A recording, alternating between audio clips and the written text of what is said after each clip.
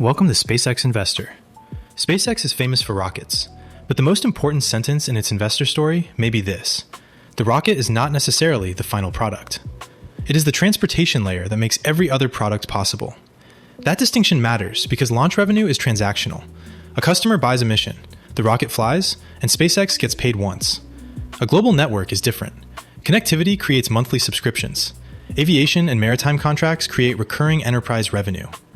Direct-to-cell can turn ordinary phones into satellite customers. Government networks can combine launch, spacecraft, secure communications, sensing, and data delivery in a single contract. Orbital compute could eventually sell artificial intelligence capacity instead of rocket capacity. SpaceX itself now describes the company across 3 operating areas: space, connectivity, and artificial intelligence. Its public filings go even further, arguing that control of launch, satellites, laser links, power, data centers, models, and eventually chip manufacturing could open markets measured in trillions of dollars. That is a company claim, not a proven valuation, but it gives investors a much more useful question than asking how many Falcon launches fit into a year. The real question is whether SpaceX can convert falling launch costs into a collection of recurring, high-margin infrastructure businesses. We are going to follow that stack from Starlink subscriptions to mobile coverage, government systems, and finally, AI satellites.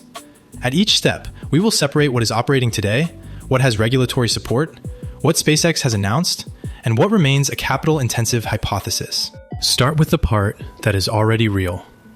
In its filing for the quarter ended March 31st, 2026, SpaceX reported approximately 10.3 million Starlink subscribers across 164 countries, territories, and other markets. That was more than double the subscriber count from 1 year earlier. The connectivity segment generated about $3.26 billion of quarterly revenue, $1.19 billion of operating income, and $2.09 billion of adjusted EBITDA.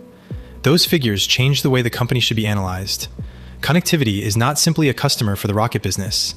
It is a vertically integrated economic engine. SpaceX builds satellites, launches them on its own rockets, operates the constellation, sells terminals, bills customers every month, and reinvest the cash into more satellites and launch capacity. A competitor buying launch services pays the market price once. SpaceX can use the same launch to create infrastructure that produces revenue for years. There is an important warning inside the growth. Starlink subscriber average revenue per user fell as the company expanded internationally and introduced lower-priced plans. SpaceX reported monthly subscriber ARPU of $66 for the first quarter of 2026, down from $86 a year earlier. Subscriber growth therefore does not translate dollar for dollar into profit growth. The network must keep adding capacity while controlling terminal costs, launch costs, ground operations, and depreciation. Even so, the operating leverage is visible. Connectivity operating income rose despite lower ARPU because the subscriber base and enterprise activity expanded. This is why the rocket is the enabler rather than the whole thesis. Falcon created the first scale advantage. Starship could create another step change by carrying far more network capacity per mission. If that works, the economic value is not just cheaper launch. It is the revenue that flows through the infrastructure after launch. Consumer broadband was the opening market, but Starlink is becoming a portfolio of connectivity products. SpaceX identifies customers across construction, agriculture, retail, hospitality, aviation, maritime operations, trains, remote work sites, hospitals, and government. Those markets matter because the customer is often buying resilience, mobility, or coverage where terrestrial alternatives are weak, not merely shopping for the cheapest household internet plan. The pricing shows the difference. Starlink's 2026 aviation offering ranges from a regional 25 gigabyte plan at $4,000 per month to a global unlimited plan at $20,000 per month. The company advertises worldwide maritime coverage in international waters and specialized hardware designed for harsh, mobile environments. These services can carry fewer customers than consumer broadband while producing far more revenue per terminal. The strategic advantage is one network serving many markets. The same satellite and laser backbone can support a home in a rural region, a passenger aircraft over an ocean, a ship outside terrestrial coverage, an emergency operation after a disaster, and a remote industrial site. Each application has different terminals, service levels, and regulation, but the expensive orbital infrastructure is shared. That shared network creates a classic platform effect. More launches add capacity. More capacity supports more customers and higher value products.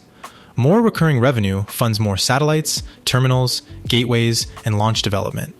SpaceX calls this a flywheel. Investors should call it a testable economic loop. The risks are equally concrete. Pricing power varies by country.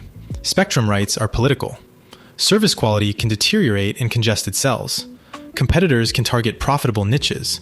And expanding globally requires local approvals, distribution, support, and compliance.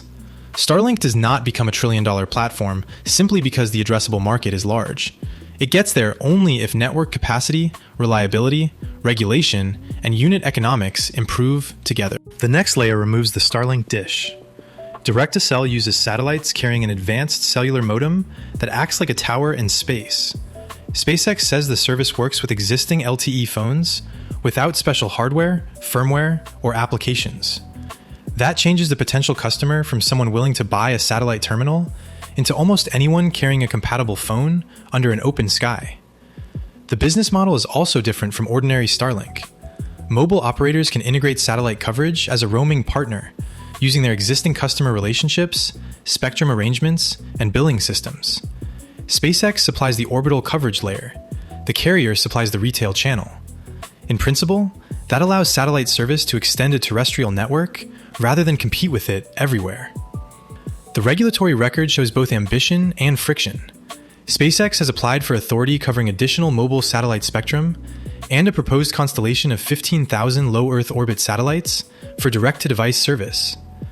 The FCC has granted some earlier authority, while other bans and applications remain pending, deferred, or contested. That distinction matters.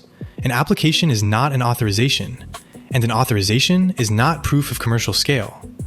If the system works technically and commercially, direct-to-cell could address emergency messaging, rural data, maritime and coastal coverage, connected vehicles, logistics, agriculture, and enormous numbers of low-bandwidth devices. It could also reduce churn for mobile carriers by eliminating the most visible dead zones. But capacity per phone, indoor performance, spectrum coordination, carrier economics, and national regulation will determine whether it becomes a premium safety feature or a mass market communications layer. The upside is compelling because ordinary phones already exist.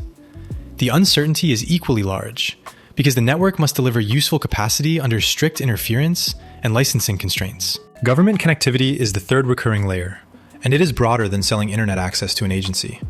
SpaceX describes Starshield as a secure satellite network built from Starlink technology and the company's launch capability. Its stated focus includes Earth observation, assured communications, hosted payloads, and additional high-assurance cryptography for classified requirements. This is where vertical integration becomes especially valuable. A government customer may need a rocket, satellite bus, payload integration, encrypted network, ground equipment, orbital operations, and delivery of processed data. Traditional procurement can divide those functions among multiple contractors. SpaceX can offer more of the stack under one operational system. The advantage is speed and coordination. SpaceX already manufactures satellites at volume, launches frequently, operates a global constellation, and uses inter-satellite laser links at scale. Starshield can adapt those capabilities for missions with stricter security, resilience, or sensing requirements. In this market, the product is not a launch. The product is an operating capability that may be replenished, upgraded, and contracted over time. The investor case must still account for concentration and oversight. Government awards can be large but politically sensitive. Security requirements increase cost. Export controls and classified work reduce transparency. Program delays, mission failures, or changes in policy can affect revenue. And dependence on one provider creates strategic concerns for customers, even when the provider is technically strong. Still, Starshield demonstrates the direction of travel. Launch is becoming an internal component inside a larger service. SpaceX earns more strategic value when it owns the spacecraft, network, software, and operational relationship after the rocket has landed. That same pattern leads directly to the most ambitious layer of the thesis: compute in orbit. SpaceX now presents a concept called Starmind, centered on an AI satellite named AI-1. The company's published design describes a spacecraft roughly 20 meters tall with a 70-meter wingspan and an average compute payload of 120 kilowatts. Solar arrays would generate power in sun-synchronous orbit, radiators would reject heat, and high-speed laser links would move results through the Starlink network. SpaceX says it is building a gigasat factory in Bastrop with the goal of producing thousands of AI satellites beginning as soon as late 2027. The words goal and as soon as are critical. This is a forward plan, not an operating constellation. The engineering challenge is much harder than placing a server in a metal box and launching it. Radiation can damage electronics. Heat does not disappear in a vacuum. It must be radiated through large surfaces. Hardware cannot be repaired economically in orbit.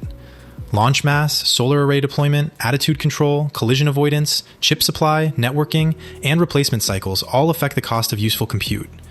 Many AI workloads also require enormous amounts of data to move into and out of the system, which can erase an orbital advantage if the network becomes the bottleneck.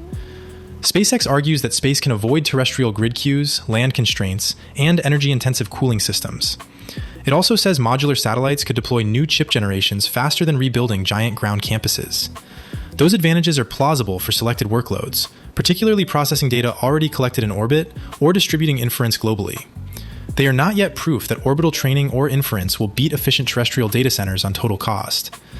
This is the largest option in the story because it transforms SpaceX from an internet provider into a compute utility. It is also the least proven. Investors should demand measured power output, delivered compute, laser throughput, useful workload performance, replacement assumptions, and cost per token before assigning mature data center economics. Orbital compute connects the entire SpaceX stack. Starship is supposed to lower the cost of placing very large payloads in orbit. Starlink supplies global laser connectivity and fleet management software. Terafab is intended to add chip design, logic and memory fabrication, and advanced packaging. The AI segment supplies models and customers for compute. No single layer creates the advantage. The thesis depends on the layers reinforcing one another. SpaceX's prospectus says Terafab aims for 1 terawatt of annual compute production capacity and plans chips optimized for the space environment. It also says the company expects to keep sourcing a significant portion of its compute hardware from third-party suppliers. That second sentence is a useful reality check. Vertical integration is an ambition built in stages, not instant independence from the semiconductor supply chain. The same logic applies to Starship. Full and rapid reuse could make orbital infrastructure dramatically cheaper, but the business case should not assume airline-like operations before the vehicle demonstrates reliable orbit, payload deployment, re-entry, recovery, refurbishment, and repeated flight. A lower launch price is only valuable if the satellites and services placed into orbit create sufficient revenue. This produces a powerful but capital-hungry flywheel. Starlink cash can fund Starship, factories, chips, and AI infrastructure. Starship can deploy more Starlink and AI capacity. More capacity can create more subscriptions and compute revenue. Terafab can reduce chip constraints and accelerate iteration. The AI business can consume the infrastructure at scale. It can also become a circular spending machine if demand, reliability, or economics disappoint. The crucial investor question is whether each layer produces external revenue and measurable returns, or whether profitable connectivity is asked to subsidize too many speculative projects at once. So what is SpaceX's next trillion-dollar business? The honest answer is that no single product has earned that label. The stronger thesis is a shared infrastructure platform with 4 revenue layers: consumer and enterprise Starlink, direct-to-cell partnerships, secure government systems, and eventually orbital AI compute. The base case is straightforward. Starlink keeps growing, enterprise and mobility products improve the revenue mix, direct-to-cell becomes a useful extension for carriers, and government services expand gradually. In that scenario, connectivity remains the economic center while rockets support the network. The bull case adds reliable Starship deployment and a functioning orbital compute product. If SpaceX can launch large AI satellites cheaply, power them efficiently, connect them through lasers, replace them on short cycles, and sell useful compute globally, the company would participate in communications and AI infrastructure at the same time. That is where a trillion-dollar market argument becomes credible. The bear case is not that the rockets stop working. It is that capital spending outruns demand. ARPU continues falling, regulation slows mobile expansion, enterprise competitors target the best customers, government concentration increases, Starship takes longer to become reusable, and orbital compute remains more expensive than ground-based alternatives. Watch 5 milestones: connectivity operating income, enterprise and mobile revenue, direct-to-device authorizations and carrier adoption, Starship payload cost and flight cadence, and verified AI satellite performance. Those indicators will show whether SpaceX is building profitable infrastructure or simply describing a vast addressable market. The rocket made SpaceX possible. The network made it recurring. Compute could make it much larger. But the investment case belongs in the evidence, not the slogan. This is SpaceXInvestor. Subscribe for source-led analysis of the technology, economics, and risks shaping SPCX. This is not financial advice.